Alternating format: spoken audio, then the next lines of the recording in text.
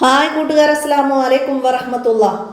5ാം class half yearly exam 2026 നമുക്ക് ഉപകാരപ്പെടുത്താവുന്ന ഒരു തജ്വീദിൻ്റെ ഏതാനും പാഠങ്ങളുടെ മോഡൽ ചോദ്യങ്ങളുമായിട്ടാണ് ഞാൻ വന്നിട്ടുള്ളത്. നമുക്ക് ചോദ്യങ്ങളൊക്കെ നോക്കി ഉത്തരങ്ങൾ മനസ്സിലാക്കാം. വീഡിയോയിലേക്ക് കടക്കാം. ബിസ്മില്ലാഹിർ റഹ്മാനിർ റഹീം. ആദ്യം കോളത്തിൽ ശരി അടയാളപ്പെടുത്തണം. സാക്കിനായ നൂനിൻ്റെയും തൻവീനിൻ്റെയും വിധികൾ. സാക്കിനായ നൂനിൻ്റെയും തൻവീനിൻ്റെയും വിധികൾ 5ആണ്. നൂനിനും തൻവീനിൻ്റെയും വിധികൾ 5ആണ്. അത് സാക്കിനായ മീമിൻ്റെ വിധികളാണെങ്കിൽ 3ആണ്. രണ്ടും മനസ്സിലാക്കാം. ഇനി മദ്ദുകൾ എത്ര വിധം? മദ്ദുകൾ 2 വിധമാണ്. മദ്ദുകൾ 2 വിധം, അസ്ലി, ഫറഈ, ഇങ്ങനെ 2 വിധം. ഇനി മദ്ദുൽ ലാസിം എത്ര ഹർക്കത്തിൻ്റെ കദർ നീട്ടണം? 3 അലിഫിൻ്റെ കദർ. 3 അലിഫിൻ്റെ കദർ നീട്ടണം മദ്ദുൽ ലാസിം. അടുത്തതോ മഹ്റജുകളുടെ എണ്ണം. മഹ്റജുകളുടെ എണ്ണം 17ആണ്. അടുത്തത് ഹംസിൻ്റെ അക്ഷരങ്ങൾ എത്ര? ഹംസിൻ്റെ അക്ഷരങ്ങൾ ഫഹസ്സഹു ഷഹ്സുൻ സക്കത്ത് 10 അക്ഷരങ്ങളാണ്. അതല്ലാത്ത ബാക്കി 22 അക്ഷരങ്ങൾ ജഹറിൻ്റേതാണ്. അതും അതിനെ കൂടെ മനസ്സിലാക്കാം. അടുത്തത് എന്താണ്? ചേരുംപടി ചേർക്കാനാണ്. കുത്തുബുജദ്. കുത്തുബുജദ് കൽക്കലയുടെ അക്ഷരമാണ്. അപ്പം നമുക്കവിടെ കൽക്കല എന്ന ഓപ്ഷൻ ഡി അവിടെ എഴുതാം. ഇനി അടുത്തതോ ഹൈറുൽ കലാം. ഹൈറുൽ കലാം ഖുർആനാണ്. ഖുർആനാണ് ഹൈറുൽ കലാം. അപ്പം അതിൻ്റെ സി നമുക്കവിടെ എഴുതി കൊടുക്കാം. ഇനിയാ ലിൻ ഉമർ. ലിൻ ഉമർ തവസ്സുത്തിൻ്റെ ഹർഫുകളാണ്. അപ്പോൾ അതിൻ്റെ ബി നമുക്കവിടെ നേരെ എഴുതാം. ഇനി നൂന്, വാവ്, യാ, ഇത് ഇദ്ഗാമും ബിഉന്നയുടെ ഹർഫുകളാണ്. അപ്പോൾ അതിൻ്റെ ഇ എഴുതാം. പിന്നെ അലിഫ്, വാവ്, യാ, ഇതെന്താണ്? ജൗഫ്, വായുടെ ഉൾഭാഗത്തുനിന്ന് ഉള്ള അക്ഷരങ്ങളാണ്. അപ്പോൾ അതിൻ്റെ 7 നമുക്കവിടെ എഴുതാം. അപ്പോൾ അതുപോലെ ബാക്കി ഒക്കെ മനസ്സിലാക്കണം. മജിദ്, കത്തിം, ബക്കത്ത്, ഹുസ്സലാത്തിൻ, കിള്, ഇത് ഇസ്തീലായിൻ്റെ ഹർഫ്, എപ്പോഴും തഫീം ചെയ്യേണ്ട 7 അക്ഷരങ്ങൾ, അതൊക്കെ മനസ്സിലാക്കണം. ഇനി പൂരിപ്പിക്കാനാണ്. എന്താണ്? അൻ ഇബാദത്തിൻ. അൻ ഇബാദത്തിൻ ഡേഷിൻ്റെ ഉദാഹരണമാണ്. അവിടെ സുക്കൂനുള്ള നൂന് ശേഷം ഐന് വന്നിട്ടുണ്ട്. അവിടെ നമുക്ക് ഇൽഹാറിൻ്റെ ഉദാഹരണമാണെന്ന് എഴുതാം. ഇനി അടുത്തതാ ഫമൻ സക്കുലത്ത്. നൂന് ശേഷം സ, അത് ഇഖ്ഫാഇൻ്റെ ഉദാഹരണമാണ്. ഇനി മദ്ദുകൾ ഫർഇ എന്നിങ്ങനെ ഉണ്ട് എന്നാണ്. അപ്പോൾ അവിടെ എന്താണ്? മദ്ദുൽ അസ്ലി, ഫർഇ. മദ്ദുകൾ അസ്ലി, ഫർഇ എന്നിങ്ങനെ ഉണ്ട്. അടുത്തത് അൽ മദ്ദുൽ മുൻഫസിൽ ഡേഷ് പോലെ നീട്ടലാണ് നല്ലത്. എന്താണ്? മദ്ദുൽ മുൻഫസിൽ മുത്തസിൽ പോലെ നീട്ടലാണ് നല്ലത്. അങ്ങനെ എഴുതാം. അടുത്തത് അംസ, ഹ എന്നിവയുടെ മഹ്റജ് ഡേഷിൻ്റെ താഴെ അറ്റമാണ്. അംസ, ഹ ഹൽക്കിൻ്റെ താഴെ അറ്റം. ഹൽക്കിൻ്റെ താഴെ അറ്റം, ഹൽക്കിൻ്റെ മധ്യഭാഗം, ഹൽക്കിൻ്റെ മേലെ അറ്റം. അപ്പോൾ അതിൻ്റെ അക്ഷരങ്ങൾ മനസ്സിലാക്കണം. ഇതുപോലെ വന്നാൽ നമുക്ക് എഴുതാൻ കഴിയണം. ഇനി എന്താണ്? നാവിൽ നിന്ന് ഡേഷ് അക്ഷരങ്ങൾ പുറപ്പെടുന്നു. നാവിൻ്റെ വ്യത്യസ്ത ഭാഗങ്ങളിൽ നിന്നായിട്ട് 18 അക്ഷരങ്ങളാണ് പുറപ്പെടുന്നത്. 18 അക്ഷരങ്ങൾ. അടുത്തതോ ശിദ്ദത്തിൻ്റെയും ഡേഷിൻ്റെയും അക്ഷരങ്ങളല്ലാത്തതാണ് ലിഹുവിൻ്റേത്. ശിദ്ദത്തിൻ്റെയും തവസ്സുത്തിൻ്റെയും അല്ലാത്ത അക്ഷരങ്ങളാണ് ലിഹുവിൻ്റേത്. അത് എഴുതി കൊടുക്കാം. ഇനി അടുത്തെന്താണ്? കൽക്കലയുടെ അക്ഷരങ്ങൾ ഡേഷ് എണ്ണമാണ്. കൽക്കലയുടെ അക്ഷരങ്ങൾ കുത്തുബുജദ് എന്ന 5 എണ്ണമാണ്. കൽക്കലയുടെ കുത്തുബുജദ് 5 എണ്ണം. അടുത്ത ഇനി ഒറ്റവാക്കിൽ ഉത്തരം എഴുതാനാണ്. ഇക്ലാബിൻ്റെ അക്ഷരം ഏത്? ഇക്ലാബിൻ്റെ അക്ഷരം ബ ആണ്. ബ. അടുത്തത് ഇഖ്ഫാഇൻ്റെ അക്ഷരങ്ങൾ എത്ര? ഇഖ്ഫാഇൻ്റെ അക്ഷരങ്ങൾ 15 എണ്ണാണ്.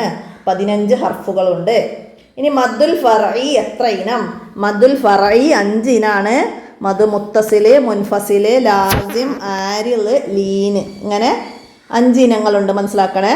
ഇനി മദ്ദുൽ ലീനിന് ഒരു ഉദാഹരണം. മദ്ദുൽ ലീനിന് ഹൈർ, ഫതഹയുടെ ശേഷം സുക്കൂനുള്ള യാ വന്ന് വഖഫ് കാരണം സുക്കൂന് വന്ന് ലീനിന് ഹൈർ എന്ന് എഴുതാം. നമുക്ക് സ്വൈഫ് ഒക്കെ എഴുതാട്ടോ.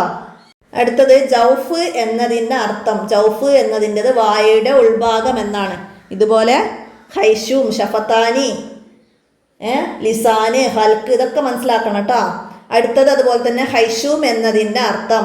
ഹൈഷൂം എന്നത് തരിമൂക്ക് എന്നാണ്. തരിമൂക്കിൽ നിന്ന് ഉന്നത്തിൻ്റെ സന്ദർഭത്തിൽ മീമും നൂനും ഒക്കെ മനസ്സിലാക്കാം. ഇനി എന്താണ്? ജഹറിൻ്റെ അക്ഷരങ്ങൾ എത്ര? ജഹറിൻ്റെ അക്ഷരങ്ങൾ 22 എണ്ണാണ്.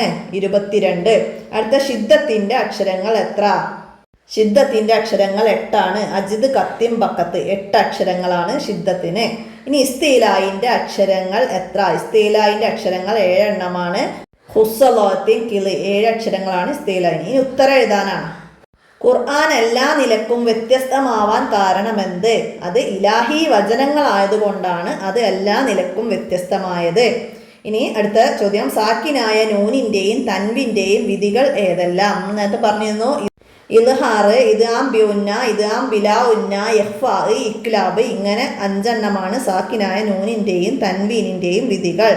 ഇനി ഹൽക്കിൻ്റെ അക്ഷരങ്ങൾ ഏതെല്ലാം? ഹൽക്കിൻ്റെ അക്ഷരങ്ങൾ 6 എണ്ണം. ഇൽഹാറിൻ്റെ അക്ഷരങ്ങളായ അംസ, ഹ, ഐന്, ഹ, ഓയിന്, ഹ, ഇതാണ് ഹൽക്കിൻ്റെ അക്ഷരങ്ങൾ. ഇനി എന്താണ് ഹംസ്? എന്താണ് ഹംസ്?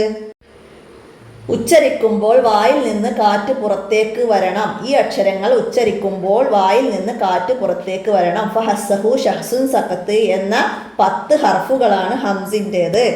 ഇനി അടുത്ത എന്താണ്? മദ്ദുൽ ലാസിം എത്ര വിധം? ഏതെല്ലാം? മദ്ദുൽ ലാസിം 2 വിധം, ലാസിം കലിമി, ലാസിം ഹർഫി. അടുത്തത്, അക്ഷരങ്ങളുടെ എണ്ണത്തിനനുസരിച്ച് മഹ്റജുകളുടെ എണ്ണം ഇല്ല. കാരണം എന്ത്? എന്താണ്? ഹിജായിയായ അക്ഷരങ്ങൾ 29 എണ്ണം, അതിന് 17 മഹ്റജുകളാണുള്ളത്. അതിന് കാരണം ഒരു മഹ്റജിൽ നിന്ന് തന്നെ ഒന്നിലധികം അക്ഷരങ്ങൾ പുറപ്പെടുന്നത് കൊണ്ടാണ് ഇങ്ങനെ അക്ഷരങ്ങളുടെ എണ്ണത്തിനനുസരിച്ച് മഹ്റജുകൾ ഇല്ലാത്തത്. ഇനി അടുത്തത് എന്താണ്? നാവിൽ നിന്ന് പുറപ്പെടുന്ന അക്ഷരങ്ങളിൽ നിന്ന് 9 എണ്ണം എഴുതുക. നമ്മൾ നാവിൽ നിന്ന് പുറപ്പെടുന്ന അക്ഷരങ്ങൾ 18 എണ്ണം പഠിച്ചിട്ടുണ്ട്. അതിൽ നിന്ന് 9 എണ്ണം, കാഫ്, കാഫ്, ജീമ്, ഷീന്, യാ, ലോദ്, ലാമ്, നൂന്, റ, നമ്മളങ്ങനെ 18 അക്ഷരങ്ങൾ നമുക്ക് എഴുതാൻ കഴിയണം. അടുത്തത് എന്താണ്? സിഫത്ത് എന്നാൽ എന്ത്? എന്താണ് സിഫത്ത്? ഹർഫുകൾ ഉച്ചരിക്കുമ്പോൾ ഉണ്ടാകുന്ന വിവിധ ശബ്ദരൂപങ്ങൾക്കാണ് സിഫത്ത് എന്ന് പറയുന്നത്. ഹർഫുകൾ ഉച്ചരിക്കുമ്പോൾ ഉണ്ടാകുന്ന വിവിധ ശബ്ദരൂപങ്ങൾക്കാണ് സിഫത്ത് എന്ന് പറയുന്നത്. അപ്പോൾ സിഫത്ത് എന്നുള്ള സിഫാത്തുൽ ഹുറൂഫ് എന്നാൽ എന്തെന്നുള്ള ചോദ്യം വരാൻ മനസ്സിലാക്കി പഠിക്കണം കേട്ടോ. ഇനി അടുത്തെന്താണ്? ഇൻഫിത്താഹിൻ്റെ ഹർഫുകൾ എത്ര? അവ എങ്ങനെ ഉച്ചരിക്കണം? ഇൻഫിത്താഹ് എന്താണ്? ഇത്ബാക്കിൻ്റെ ഹർഫുകളല്ലാത്ത 25 ഹർഫുകൾ ഉച്ചരിക്കുമ്പോൾ നാവിൻ്റെ മധ്യം അണ്ണാക്കിൽ നിന്ന് അകന്നിരിക്കണം. ഇൻഫിത്താഹിൻ്റെ ഹർഫുകൾ 25 എണ്ണമാണ്. അങ്ങനെ മനസ്സിലാക്കാം. ഇനി അടുത്തത് എന്താണ്? വിശദീകരിക്കാനാണ്. എന്താണ് ഇസ്തിലാഹ്?